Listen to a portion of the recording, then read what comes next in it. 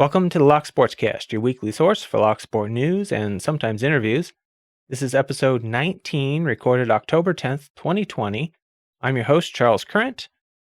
In today's episode, a locksmith helps a kidnapped woman, a locksmith shot by a customer, we lost another security industry icon, Sparrows challenge coins, more lockpicking criminals, what's the deal with LOTO locks, and more.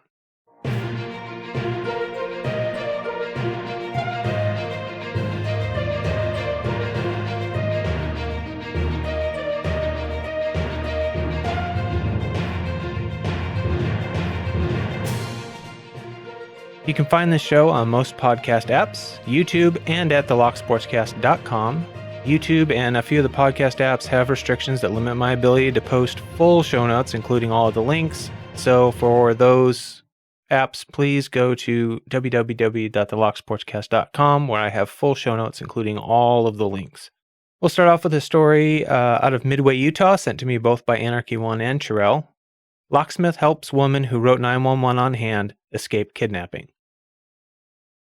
The locksmith, whose name is Greg, was called out to rekey the front door lock, and things seemed off between the woman that lived there and the man that was with her.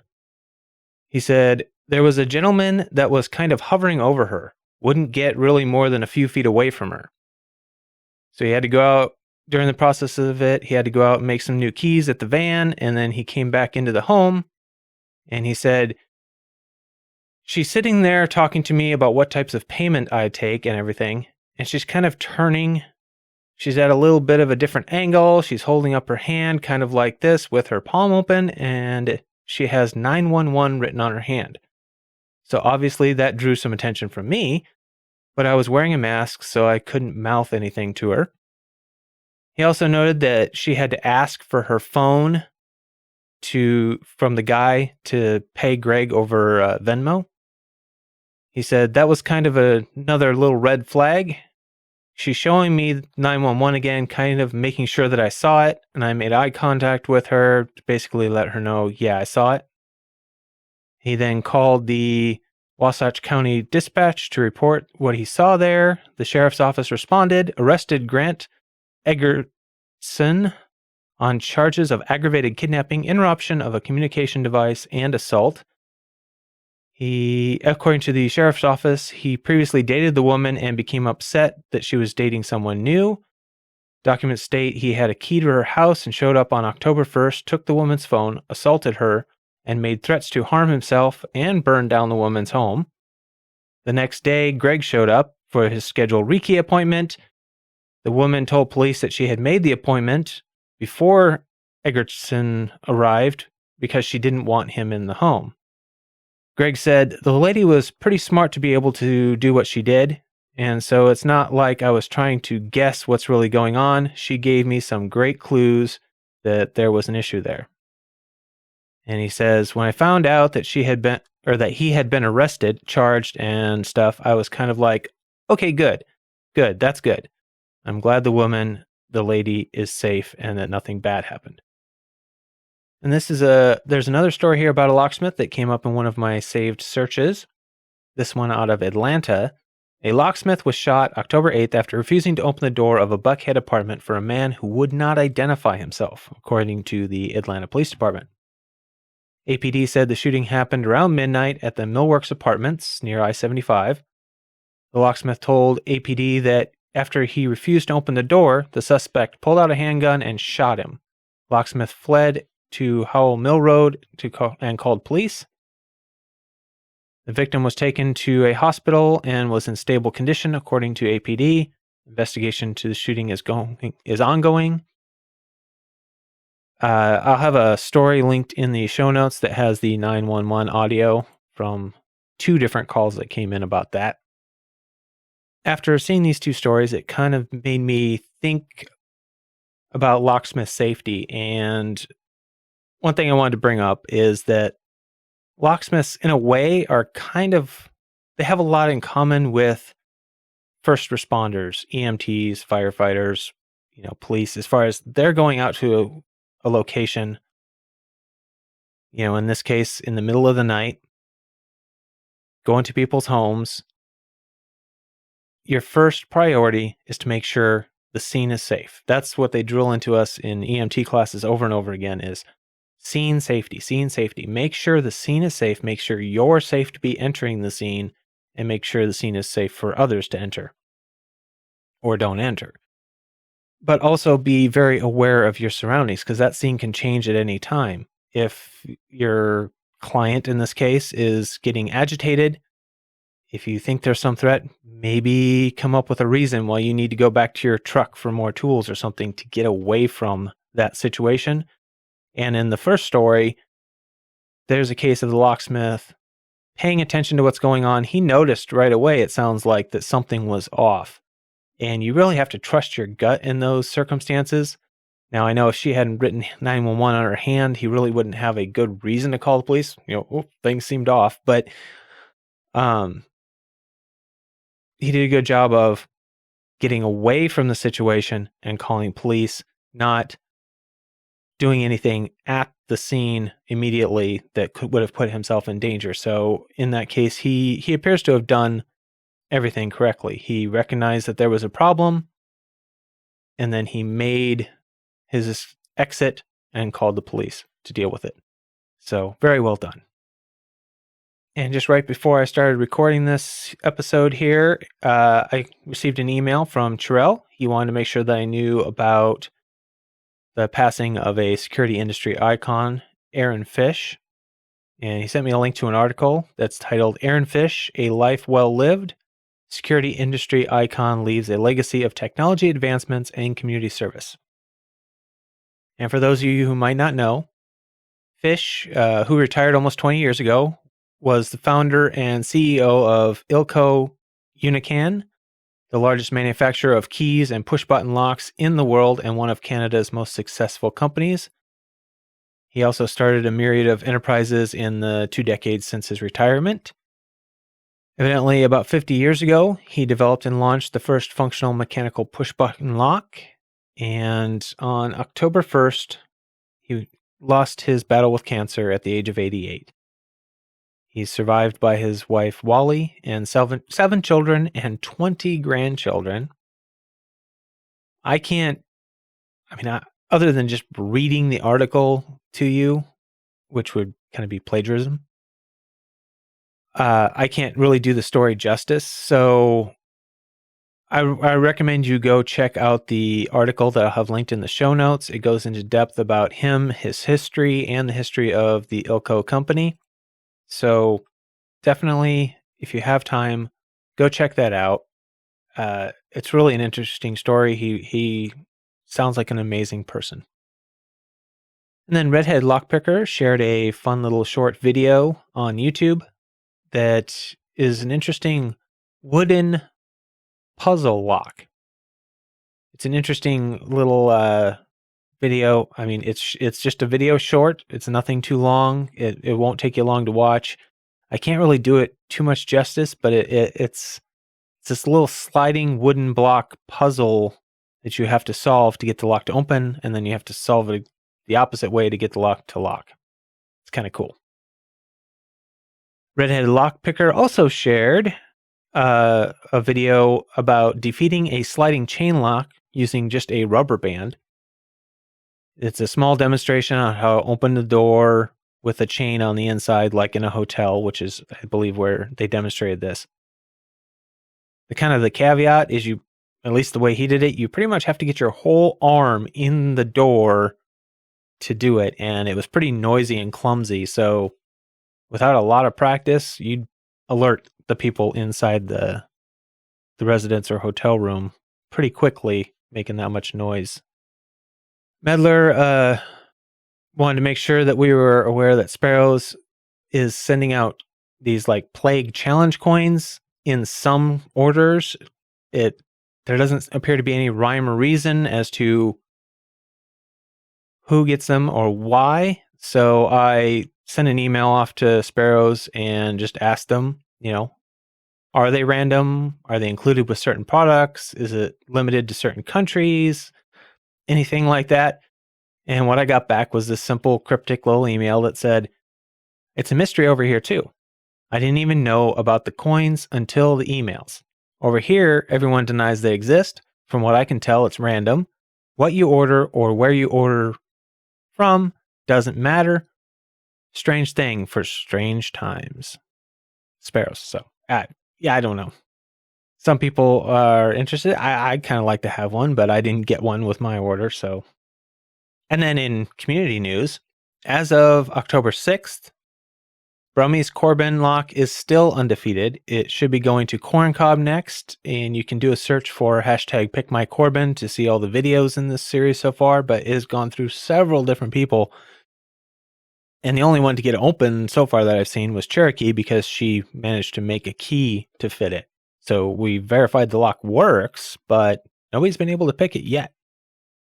And there is a list of people waiting to give it a try. So if you're interested, make sure you get your name in there.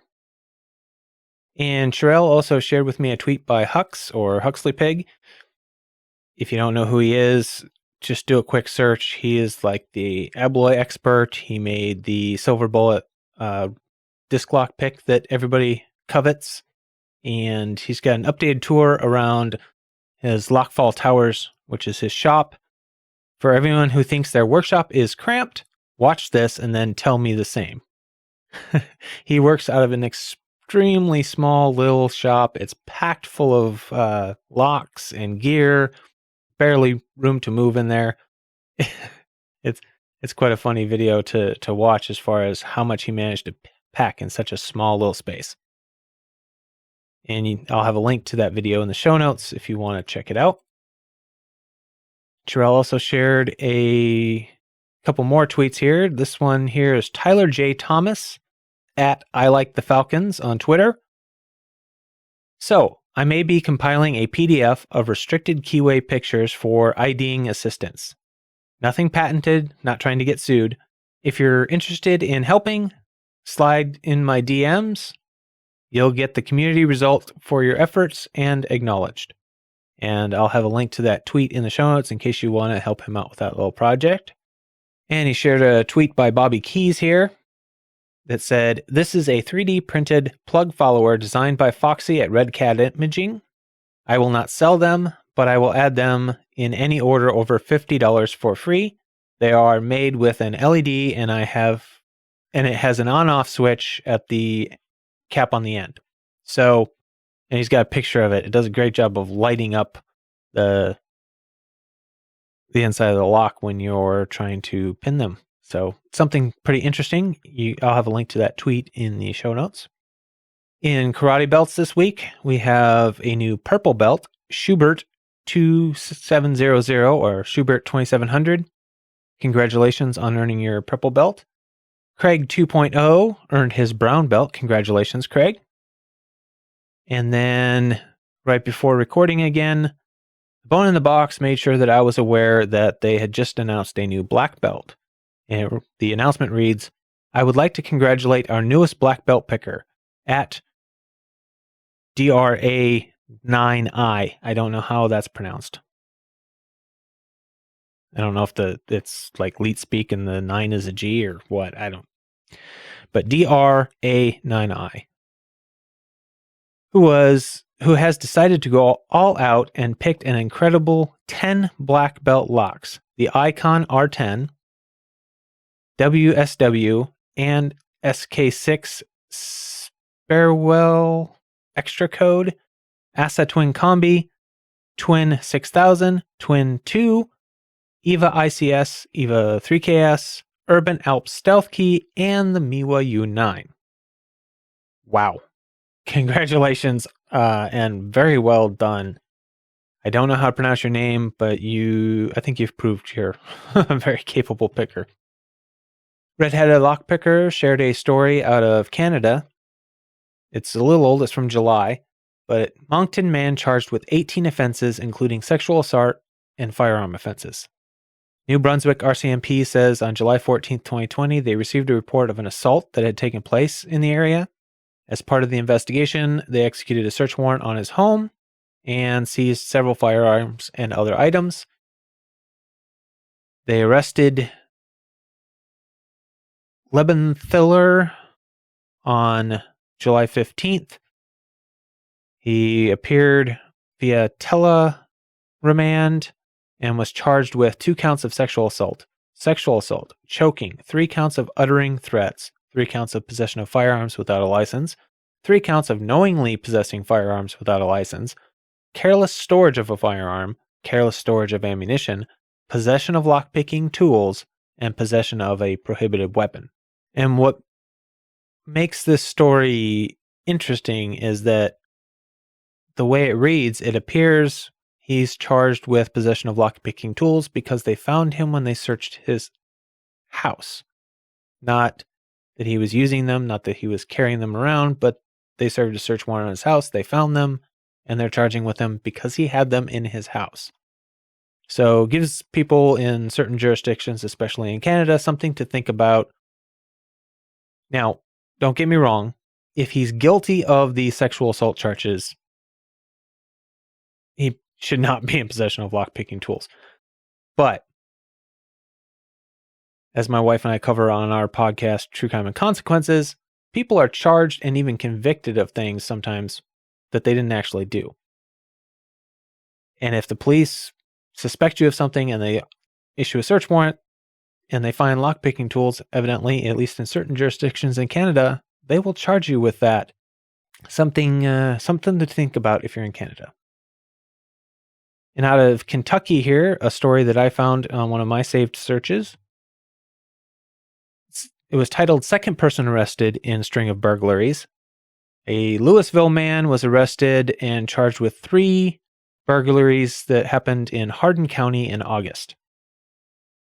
Jacob Cruncher, 28, charged with 3 counts of third-degree burglary for breaking into McKinney Locksmith in Elizabethtown on August 13th. Super Slant 3 car wash on the 21st. County Suds car wash on the 8th in Vine Grove. At the 2 car wash break-ins, according to the warrants, the Cruncher and Bobby Pennell of New Haven removed coin changers from the location. At the McKinney Locksmith, the men allegedly broke into the building, removed several $1,000s worth of tools, money, and keys.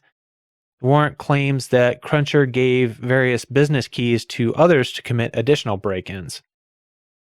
And according to the arrest citation, Cruncher told EPD officers he and Pennell had committed nearly 50 burglaries in Jefferson County. So it sounds like he confessed to 50 burglaries. And at least one of the charges was I believe a Class D felony, which can carry up to a 15-year prison sentence. And that's just one of the charges. So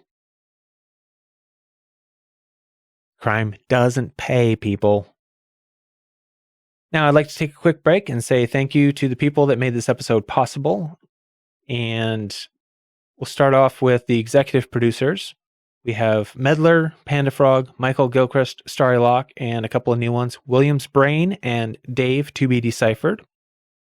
So thank you to all of you for helping to financially support the podcast. There will be links in the show notes to each of their YouTube channels. Content producers for this episode are Medler, Rune Picker, Starry Lock, Alex Hu, Anarchy One, Redheaded Lockpicker, Chirel, and The Bone in the Box. I will have links in the show notes to all of their YouTube channels, so please go check them out. If you don't already subscribe, consider subscribing. Show them the same type of support that they show me in this podcast, because this podcast wouldn't be possible without their support and without the information they send in. So if you're enjoying listening to the podcast, make sure you go check out their channels and show them some support too. And with that, remember that this show is only possible because of the information that is sent in by you, the amazing members of this community. So if you value the podcast, please continue to send in any news, links, contests, giveaways, anything you have that's Locksport related, no matter how small or how big. Send it in to me, and I'll make sure that you get a credit on the show. And if you want, I'll include a link to YouTube channels, blogs, whatever you have. Don't forget to share the podcast with your friends. Leave a comment and a thumbs up on YouTube. And if you want, there's Patreon and PayPal if you want to support financially. All right, and for the main topic this week, we're going to go over LOTO locks. First off, what are LOTO locks? LOTO locks are lockout tagout locks. They are used in industry for locking out energy sources on equipment that is going to be worked on, or anytime anybody has to go into a dangerous area, remove a guard, or work on a piece of equipment. You have to lock out all the potential energy sources so nobody can accidentally start it up while somebody's in that danger zone. There is a misconception on some online areas that was actually started by OSHA that one key, one lock is the only way, and locks have to be destroyed if they can't be removed by the original authorized user that applied them. The basic rule of OSHA is that the person that applied the lock has to remove the lock, if at all possible. If, however, that person is not available and it can be absolutely verified that that person is not there and is not working on that equipment, is not going to be in the danger zone, then once all the proper procedures are followed, the lock can be removed. In a statement in 1995, a interpretation of the rules, somebody at OSHA said that removal had to be destructive and the lock had to be destroyed, which usually involved bolt cutters in most industry. However, they revised that in 2000, saying that that is not actually the case.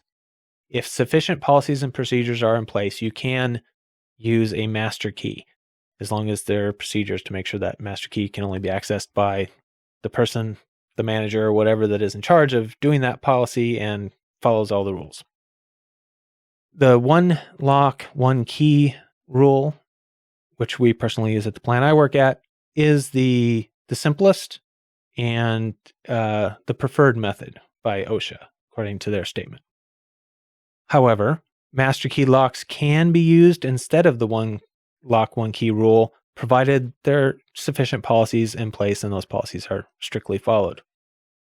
Key to like can also be used for an employee's personal locks, so they don't have to carry and keep track of a whole ring of keys for their personal lockout locks.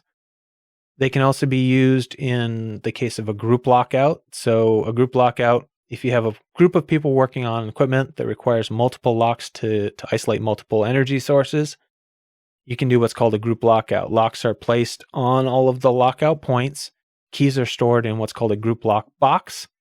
And then workers place one of their personal locks on that group lock box, securing the keys to the group lock.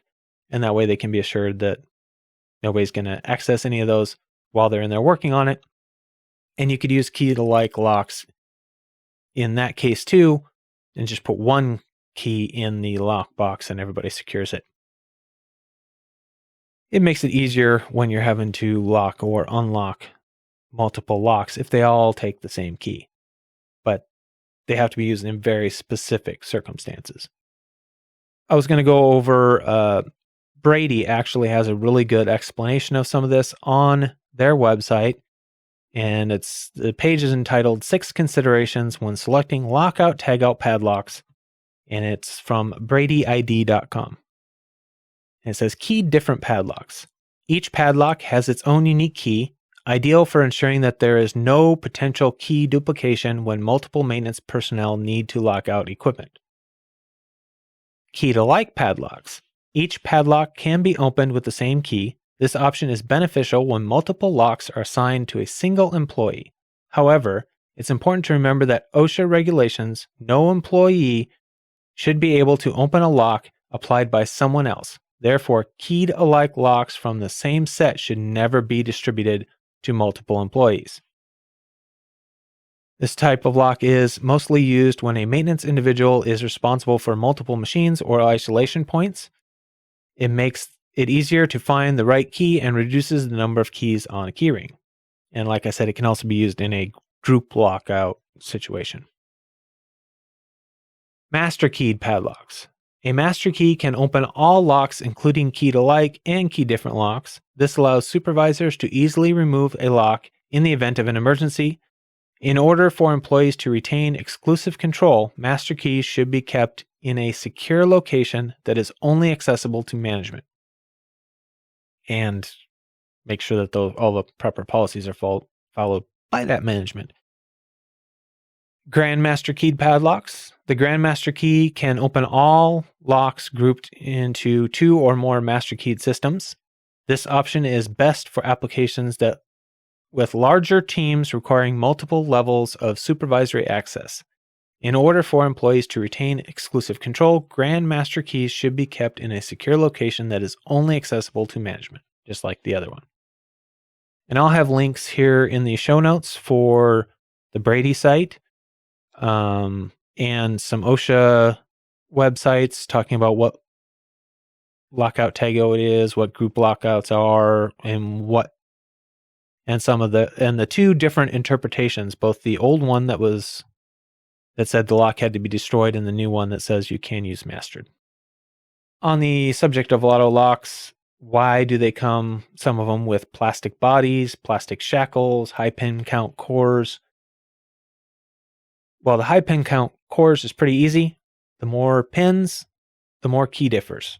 And the more key differs, the less likely you're going to have a conflict inside of a business. You do not want 2 employees having 2 identical keys. Master Lock even has a program in place where they will track that for your company. They will keep track of what locks you already have so that when you order new ones, they can guarantee that they do not have the same key bidding as any other lock you have at your facility. It's really important. You can have thousands of LOTO locks in a large manufacturing facility.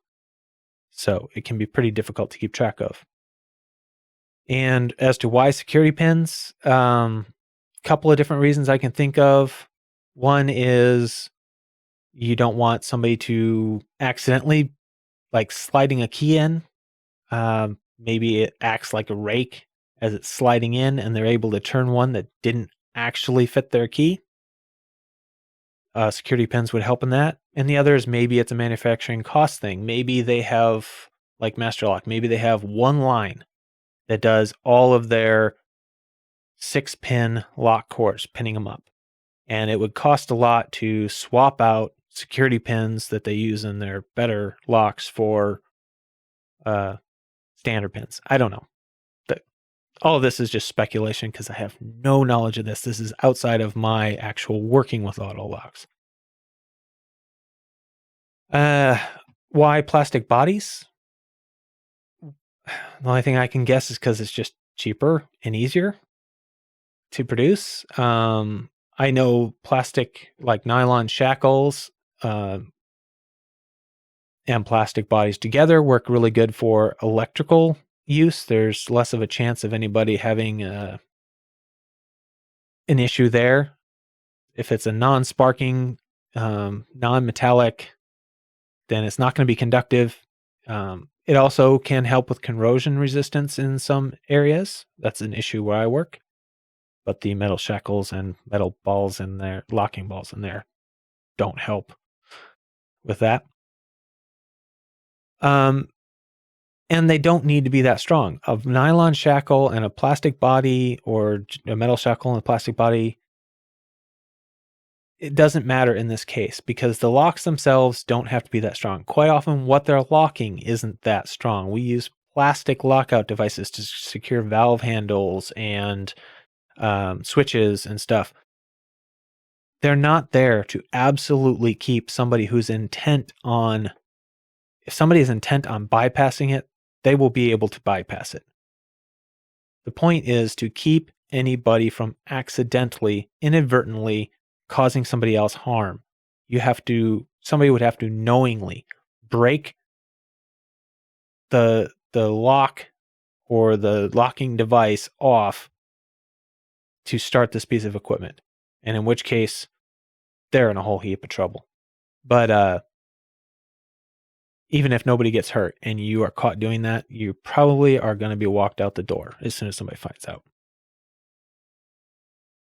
And sales. We still have the Commando lock, 15% off all locks with the code fall 2020 that expires on January 1st of 2021. In giveaways this week, we have room pickers spicy challenge is going on, hashtag RP spicy challenge, where you have to take a shot of hot sauce before you pick the lock. And you can enter multiple times as long as you keep using hot or hot sauce each time. So you can check out the hashtag RP spicy challenge to see those videos. Pretty entertaining. Alex is still having his Mad Aussie challenge. You can check out the hashtag Mad Aussie challenge to see those videos. He's got quite the creative little challenge going on here, and do yourself a favor, check out that hashtag. It'll be in the show notes in case you don't know how to spell it. Starlock is still doing his hashtag Shoutout Monday series, where he highlights a channel with less than 100 subscribers and tries to get you to go over there and check him out and comment and subscribe. And he incentivizes you to do so by having a giveaway every month for a Law Lock Tools gift certificate. So check out Starlock's channel and check out the hashtag Shoutout Monday. Again, it will be in the show notes. I'm still doing my Pack Lock a Month giveaway, and I'm hoping to do the draw probably within the next day or two on the Charles Buildscrap YouTube channel, and we'll see who wins the one for October. Sorry for the delay, but I have been working a lot, and I have a vacation this week, so I'm hoping to get some of this stuff caught up. Remember, this podcast needs your support. You can support the show in several different ways, the most important of which is to share your information, anything you have. And I could definitely use some more giveaways shared. We haven't had that many shared with me lately, and I can't get out there and search everybody's out. So send them to podcast@locksportscast.com or go to support.thelocksportscast.com. You can find all those different methods to contact me. Share the show with your lockpicking friends. Leave a review on Apple Podcast or your favorite podcasting app. Leave a comment and a thumbs up on YouTube. If you want, you can subscribe and donate via Patreon or PayPal. If you support the show in one of these ways, you will get a producer credit, and I will mention you on the podcast. So if you have a YouTube channel, blog, or anything like that, make sure you send me a link. Thanks, and keep it legal.